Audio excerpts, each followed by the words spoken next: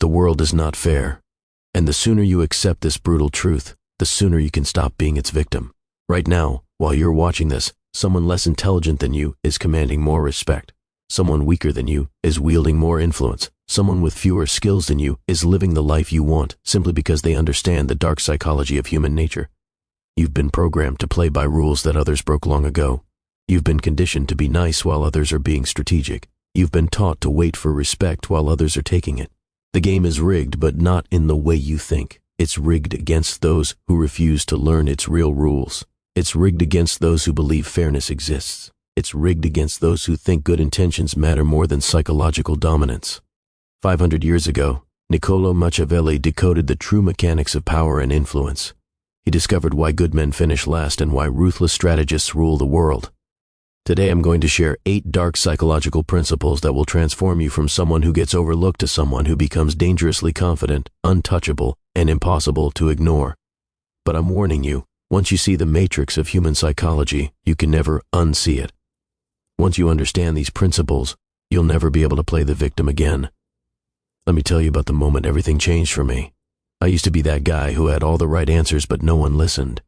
I was intelligent, hardworking, genuine, and completely invisible. I watched as confident idiots got promoted over me. I saw manipulative people build empires while honest people struggled. I witnessed charismatic sociopaths attract followers while decent people ate alone. And then I realized the truth that no one wants to admit. The world doesn't reward intelligence, it rewards influence. It doesn't respect good hearts, it respects strong presence. It doesn't care about your character, it cares about your psychological dominance.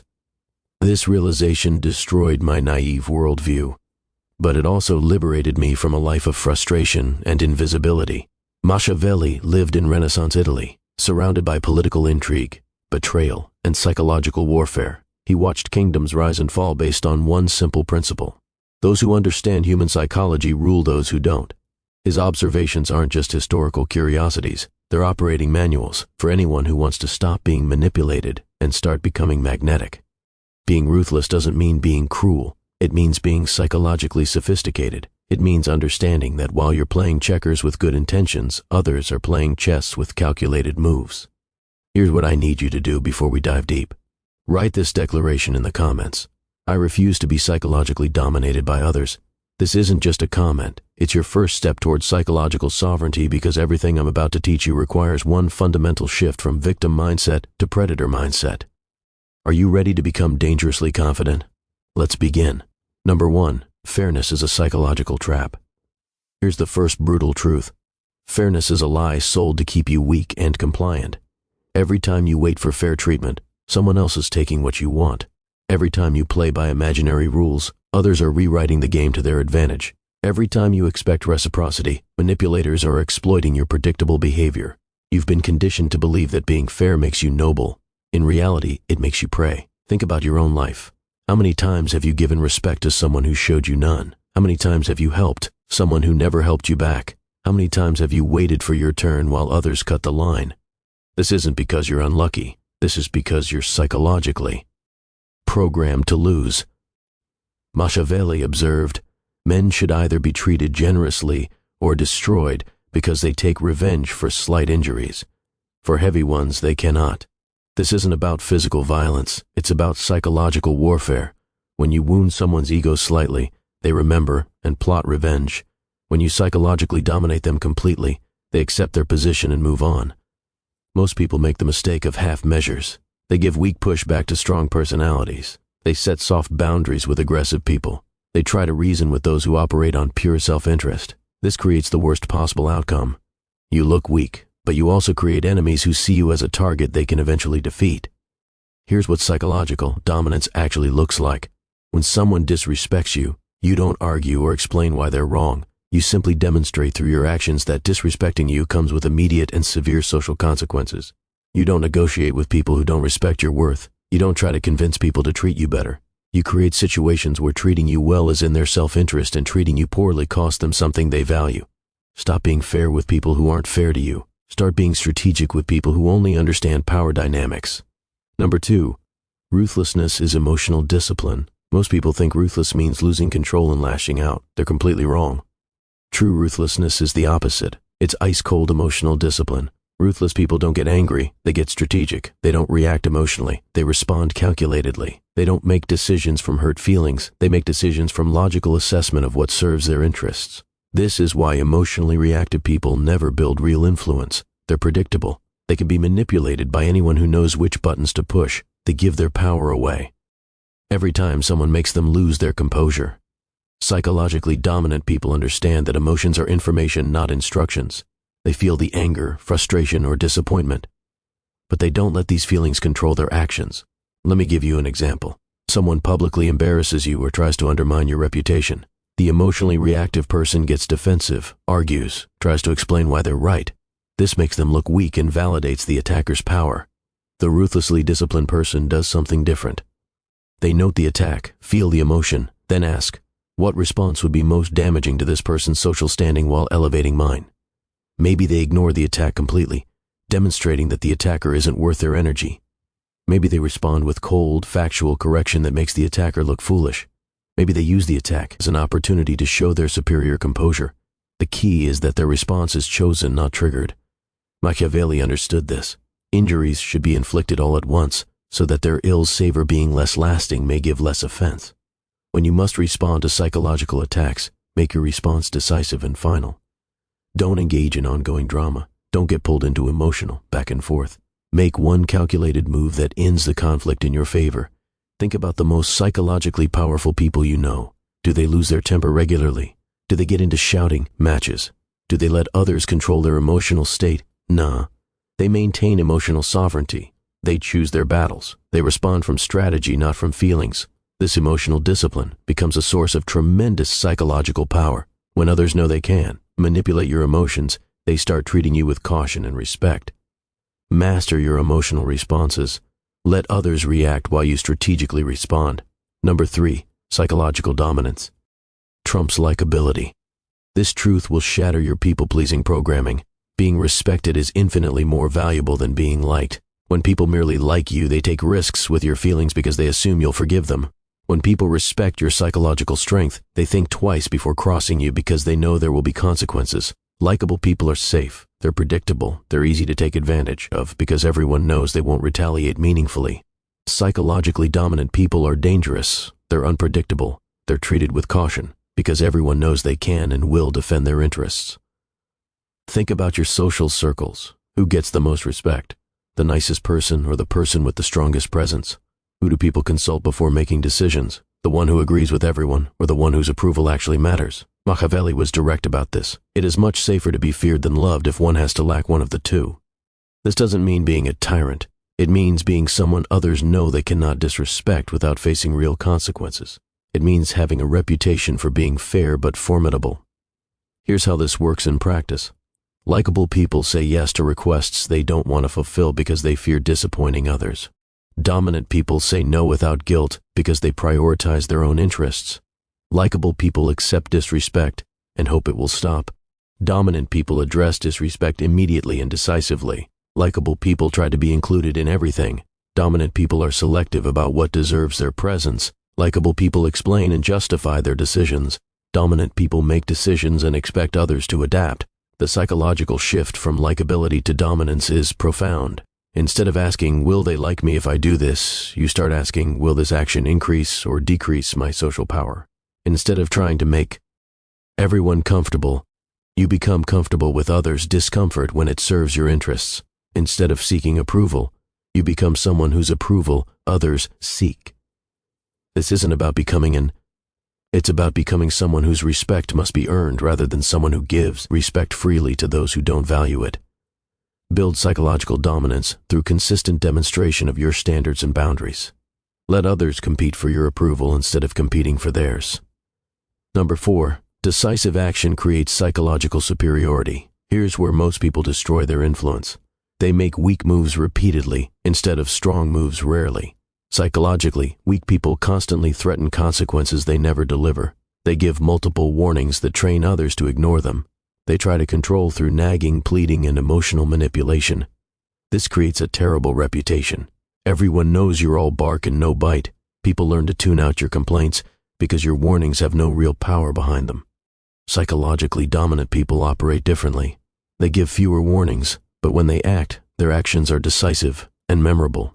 Machiavelli observed, if an injury has to be done to a man, it should be so severe that his vengeance need not be feared. In psychological terms, this means when you must demonstrate your power, make it so clear and final that people understand not to test you again. Let me give you a concrete example. Someone in your social circle consistently disrespects you, interrupting you, dismissing your opinions, making jokes at your expense. The psychologically weak response is to keep asking them to stop getting frustrated, complaining to others about their behavior. This actually reinforces their dominance because they see they can affect your emotional state without facing real consequences. The psychologically dominant response is different. You document the pattern, then you act. Once, and decisively. Maybe you publicly call out their behavior in a way that embarrasses them. Maybe you exclude them from something they value. Maybe you demonstrate your social power by turning others against their behavior. The key is that your response is disproportionately strong compared to any single incident but proportionate to the overall pattern of disrespect. This creates psychological impact. Others see that disrespecting you has real costs. They also see that you're not someone who makes empty threats. When you act with force. This principle works in all areas of influence. Instead of constantly trying to convince people of your value, you occasionally demonstrate it so powerfully that the lesson sticks permanently. Instead of always being available and helpful, you're occasionally unavailable in a way that makes people realize they need you more than you need them. Instead of arguing your position repeatedly, you take actions that make your position undeniable, make fewer threats, but follow through completely when you act. Build a reputation for decisive action rather than empty warnings. Number 5. Perception management is reality control. This is the most sophisticated form of psychological influence, understanding that people's perception of you matters more than the objective reality of who you are. Most people focus entirely on being good and assume others will naturally recognize their value. This is naive. Human psychology doesn't work that way. People don't have time to investigate your character deeply. They make snap judgments based on surface signals and social proof. If you don't actively manage how others perceive you, someone else will manage it for you, and not in your favor. Machiavelli understood this completely. Everyone sees what you appear to be. Few experience what you really are. This means that for the vast majority of people you encounter, your image is your reality. Your reputation is your power. Your perceived value is your actual value in their minds. Psychologically sophisticated people understand this and actively craft their image. They control the narrative about who they are before others create that narrative for them. This isn't about being fake, it's about being strategic in how you present your authentic qualities. Think about social media. Two people accomplish the same thing. One person documents it strategically, showing their competence and success. The other person says nothing, assuming their work speaks for itself. Which person gets more recognition, opportunities, and respect? The one who managed their perception in face-to-face interactions. This means understanding that your body language, voice tone, clothing, and social confidence communicate your value before you say a single word. If you walk into a room with confident posture, make eye contact, and speak with authority, people unconsciously categorize you as someone important. If you slouch, avoid eye contact, and speak tentatively, people unconsciously dismiss you as unimportant. The psychological principle is simple. People treat you according to how you train them to see you. Here's how perception management works in practice. You control what stories people hear about you by strategically sharing your successes and downplaying your failures. You associate yourself with high-value people and activities to elevate your social status by proximity. You maintain some mystery about yourself, so people fill in the blanks with positive assumptions, rather than knowing all your weaknesses. You project confidence even when you feel uncertain because confidence is contagious and uncertainty is repulsive. Your reputation is your most valuable asset. Protect it, cultivate it, and leverage it strategically. Number 6. Narrative control is psychological warfare. This is the ultimate power move, controlling not just what happens, but how what happens gets interpreted and remembered. Every situation can be framed multiple ways. The same action can be seen as leadership or arrogance, confidence or selfishness, strength or aggression. The person who controls the narrative controls the meaning. Most people focus entirely on their actions and ignore the story being told about those actions. This is a massive mistake. In human psychology, the story often matters more than the facts. Think about any conflict you've witnessed. The person who gets to tell their version first and most persuasively usually wins in the court of public opinion, regardless of who was actually right. Machiavelli observed, "Men in general judge more from appearances than from reality. People don't have time to investigate every situation thoroughly. They rely on the simplified story they hear from trusted sources. Whoever controls that story controls what people believe. This means you must become skilled at framing your actions in ways that serve your interests. When you succeed, you control the story of how you succeeded. When you fail, you control the story of what you learned. When others attack you, you control the counter-narrative." Here's how narrative warfare works in practice. When you make a difficult decision that might be unpopular, you frame it in terms of principles and long-term thinking, rather than immediate self-interest. When someone tries to make you look bad, you don't just defend yourself, you reframe their attack as evidence of their weakness or jealousy. When you achieve something significant, you tell the story in a way that highlights your strategic thinking and character, not just your luck or natural talent. Let me give you a concrete example.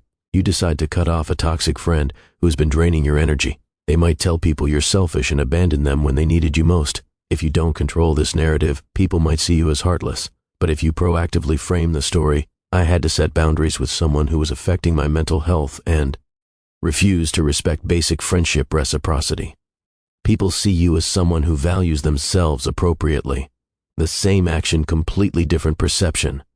Advanced narrative control means anticipating how your actions will be interpreted and getting ahead of negative interpretations before they take hold. Always consider not just what you're doing, but how what you're doing will be perceived and discussed. Shape the story before others shape it for you. Number 7, systematic consequences.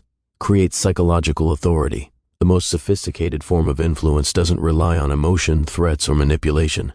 It relies on creating predictable systems where certain behaviors automatically lead to certain outcomes. This is psychological mastery because it removes your personality from the equation. People can't argue with systems the way they argue with personal decisions. They can't manipulate automatic consequences the way they manipulate emotional responses. When you base your authority on getting angry or making threats, you're giving others control over your power. They can push your buttons, manipulate your emotions, and negotiate with your reactions. But when you create systems where respect leads to access and disrespect leads to exclusion, you maintain complete psychological control. Machiavelli understood this. A wise ruler should rely on what is in his own control, not on what is in the control of others. Here's how systematic authority works in practice. Instead of arguing with people who don't respect your time, you simply become unavailable when they need you. Instead of getting angry at people who take advantage of your generosity, you quietly redirect your help to those who show appreciation.